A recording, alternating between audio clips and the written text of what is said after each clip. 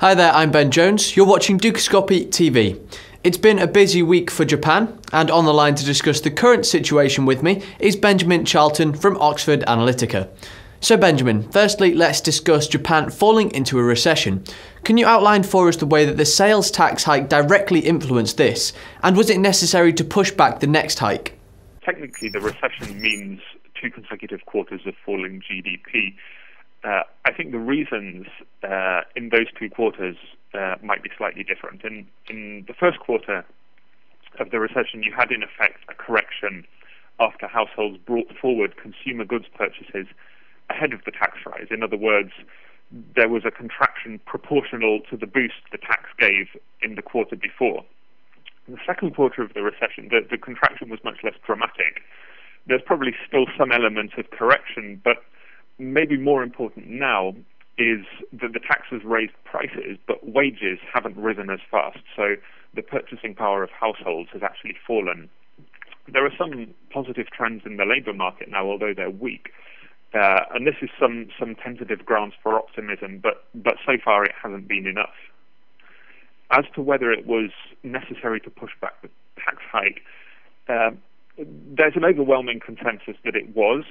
The negative impact of the first tax hike was much bigger than anybody expected. But the issue really is the familiar one of growth versus austerity. Do we raise taxes now, plug the fiscal deficit at the cost of lower growth? Well, the risk here is that lower growth, of course, means lower revenue. So unless you cut spending as well, this won't necessarily solve the fiscal problem. The other option is that we postpone the fiscal issue for now as something less urgent, and we hope that by nurturing growth in the short term, we can revive enough growth momentum that'll generate revenue in the longer term, and we can grow ourselves out of the fiscal problem.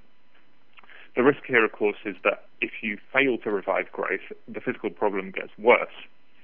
Now, Abe and his advisors have judged that for the time being, growth is more important. Now, there was some relatively positive data this morning for Japan. Exports rose 9.6%. Can external demand help drive Japan back out of a recession? Well, it can certainly help. And that's really the unspoken part of Abenomics. The rationale for the quantitative easing is that it helps instill inflationary expectations at home, but it also, of course, suppresses the value of the yen. And we'd expect this to feed into exports eventually. But that's been slower, unfortunately, this time to happen than it has been historically. Part of the reason is probably the slower growth in key export markets. And a more competitive exchange rate can only do so much.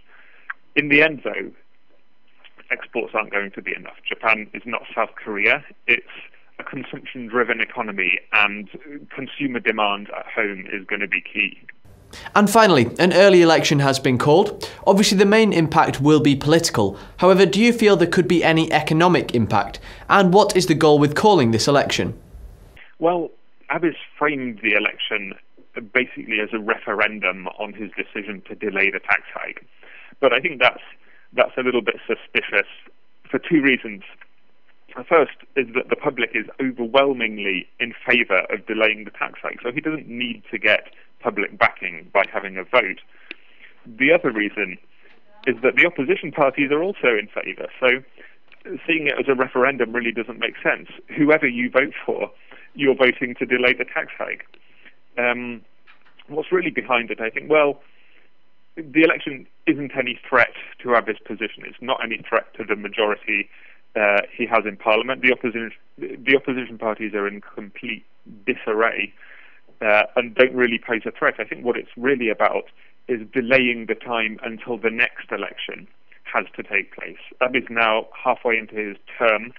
Another election would be due in 2 years, but by that time, he might not be popular anymore. He's still got very high approval ratings by the standards of a Japanese prime minister. If he has an election now, while he's still popular, he can effectively extend his term by another 2 years. And that's where the economic impact comes in, I think. We've had quantitative easing, we've had fiscal stimulus. Those are the first 2 arrows, so-called, of Abenomics. The third arrow the longer-term reform measures take longer. They take longer to legislate, and they take even longer to show their results in the economy.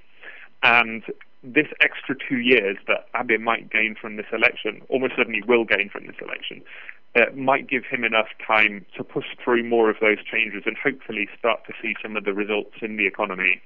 Benjamin, once again, thank you very much for joining me today. Stay tuned, as later in the day, Imogen Comrie will be bringing you today's Commodities Corner. Bye for now.